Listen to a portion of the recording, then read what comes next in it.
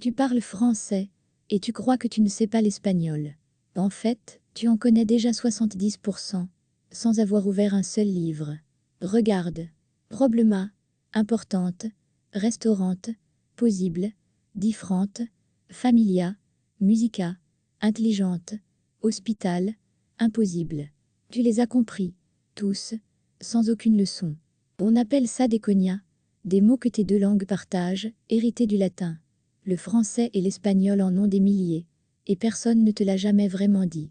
Les cours d'espagnol classique font comme si tu partais de zéro.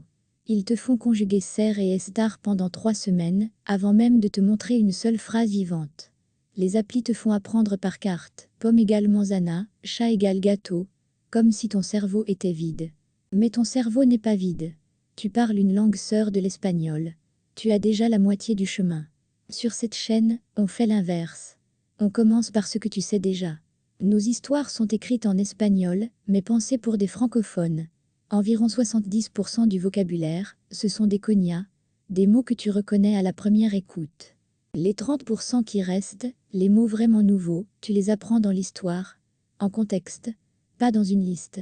Pas un mot isolé, un moment. Notre première histoire s'appelle Un été à Séville. Une étudiante française qui débarque dans la ville un mois de juillet. Elle trouve un vieux carnet dans le bus, qui va changer tout son été. Elle s'appelle Camille. Comme moi. 10 épisodes, 10 chapitres, audio lent, sous-titres en espagnol, et la liste des mots nouveaux à la fin.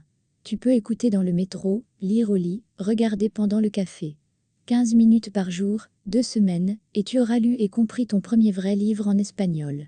Sans tableau, sans drill, sans paniquer.